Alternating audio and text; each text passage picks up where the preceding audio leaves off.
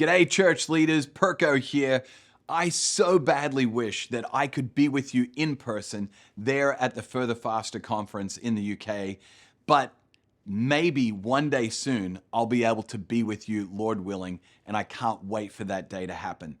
Hey, I'm excited for what you guys are doing in the UK and Ireland in creating churches where unchurched people love to engage, because it's the same passion and it's the same mission and vision that we have here in Australia and New Zealand and all across Asia in the Irresistible Churches Network, wanting to create in every community, in every country, a church where unchurched people love to engage. So I'm so excited about what you guys are doing as a network. But here's my wish. My wish is that every church leader knew that they could reach their goals without losing their souls. So many of us have heard the names over the years and even over the past few months of people in church ministry and leadership who, on their way to trying to reach their goals, lost their soul along the way. And it doesn't have to be that way. I know that all of us want to reach our goals and we all want to come to the end of our life having our soul healthy, and I think it's possible to do both. But my story is one that on my way to reaching my goals, I wasn't caring for my soul along the way. See, we live in such an externally focused world. Most people are focused on what they do, what they have, what people think or say about them. And the same is true even within the church world. And it works for us. It did for me for a long period of time, even in ministry. If I did more, if I strove more, if I tried to achieve more, great things would happen. In fact, for me, for many years, this worked really well. Churches grew, attendance doubled, small groups tripled in attendance, and giving went through the roof, and ultimately, we had a city unified with churches towards loving the city with no strings attached. Externally, everybody would have looked into that ministry and said, wow, things are going really well. Everything was up and to the right. But internally, I was falling apart. In fact, I would say it this way, that my soul was being crushed along the way to reaching my goals. So much so that I'll never forget the evening. I was out on a walk with my wife, which we would do many times, and I was frustrated. Even though externally things were going really well in ministry, internally my soul was being crushed, and I was complaining about that to my wife and even complaining about it to God, dropping a couple of F-bombs along the way, and I eventually took off my glasses and I snapped them in anger because of what was going on internally inside of me. See, the reality is, as I discovered, that eventually your internal health will be revealed in your external life and leadership. We've seen this play out in so many leaders' lives, and it's true in our lives as well. I finally, in desperation, reached out for help because I could see the light at the end of the tunnel and I didn't want to get off the train. I loved ministry, but if this is what it was going to be like, I didn't want to do it for the long term. I finally got some help. I connected with a great friend and mentor, a guy named Lance Witt, who introduced me to the idea of caring for my soul care. He defined it simply as this. He said, Jason, soul care is tending to the garden of your inner life. See, for most of my life and leadership, I had been trained on how to harvest the forest of my external life, but nobody had taught me what does it look like to tend to the garden of my inner life. And as I said before, eventually your internal health will be revealed in your external life. Jesus talked about this tension between the external and the internal life in one of the most famous stories as he was traveling with his disciples. Luke, that doctor who gave us the details about Jesus' life, records these words for us. He says this in Luke chapter 10. As Jesus and his disciples were on their way, they came to a village where a woman named Martha opened her home to them.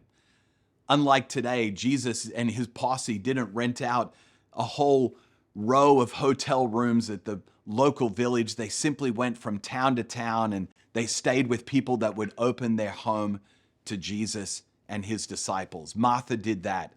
Luke continues the story. He says that this Martha had a sister named Mary. And I love this detail that Luke gives us. He says this, that Mary sat at the Lord's feet, at the feet of Jesus, listening to what he said. She sat at a position to be able to be with Jesus and to hear and learn from Jesus. But at the same time, Luke says this, Martha, her sister, was distracted by all the preparations that had to be made. As I read that phrase, that Martha was distracted by all the preparations that had to be made, I have to admit, that line, distracted by all the preparations, resonated with me. See, I've been so distracted by all of the external things that have to be done, I failed for many years to tend to the garden of my inner life. But Martha was so distracted, and she actually was frustrated, and she came to Jesus, Luke tells us, and asked him, "Don't you care that my sister has left me to do the work all by myself?" And then Martha doubles down. In fact, she's quite bold and courageous in her conversation with Jesus. She says to Jesus, "Tell her to help me." I love Jesus' response to Martha. He says, "Martha, Martha, you are worried about many things, but few things are needed." And then Jesus doubles down and says, actually, indeed, only one thing. See, Jesus is trying to express to Martha and to you and to me the importance of what Mary was doing. Jesus actually goes on not just to double down, but to triple down. And he says this to Martha, Mary has chosen what is better, and it will not be taken from her. Notice that Jesus doesn't say that Mary has chosen the only thing to focus on. He just says that actually Mary chose what was better. Both are important. The external and the internal, they're both important, but Mary has chosen what should be better, what should be priority. I'll never forget standing at my whiteboard when I first began to think about this idea of soul care. And I wrote these words on my whiteboard. I said the first 20 years of ministry was focused on doing for Jesus. I want my final 20 plus years of ministry to be focused on being with Jesus. In fact, I wrote, being with Jesus is greater than doing for Jesus. Jesus, he explains this in that great analogy in the garden when he says that we are his branches. He is the vine and we are his branches. And then he gives us the solution. He says, if we remain in him and he remains in us, we'll bear much fruit. And then I love this final statement. He says, apart from him, we can do nothing. So this is what focusing on the internal looks like. I'm convinced that Jesus is actually more interested in who we become and less interested in what we get done. Let's face it, he can do all of the work on his own, but he invites us to join him in that work. But he's more interested in who we're becoming and less interested in what we're getting done. I want to encourage you.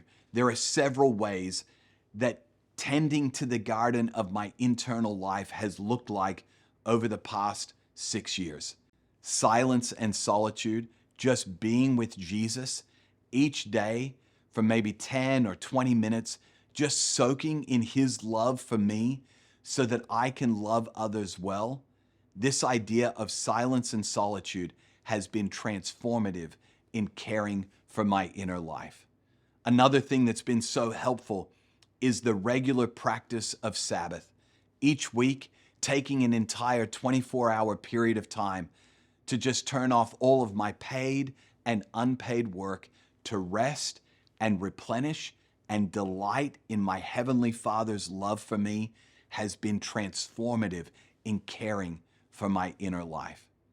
Along with that, things like Lectio Divina, simply slowing down to read Scripture slowly, not long passages of Scripture, but smaller portions more slowly, and to actually allow those passages of Scripture to transform my life, focusing more on transformation and less on information. And then finally, some fixed hours of prayer throughout the day where I just pause regularly throughout the day. Some refer to it as a daily office or fixed hour prayer, where I pause my work and I just get alone with God to pray and to be with Him. See, those are things that help me to focus on tending to the garden of my internal life and less on all of the things externally that need to be done. But here's what I've discovered.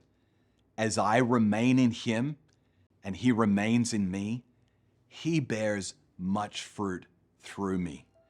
And that's the kind of fruit that will remain. I want to encourage you.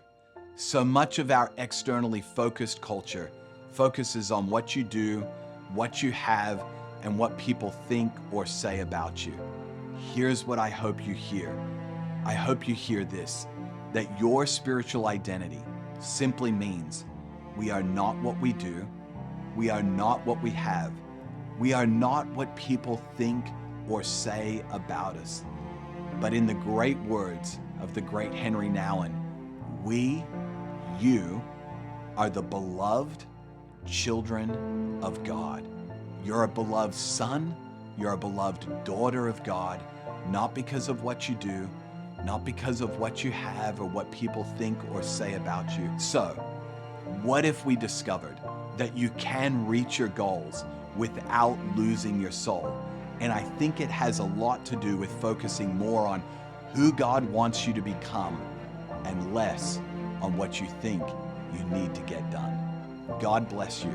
I hope you guys have a great conference and you can reach your goals without losing your soul.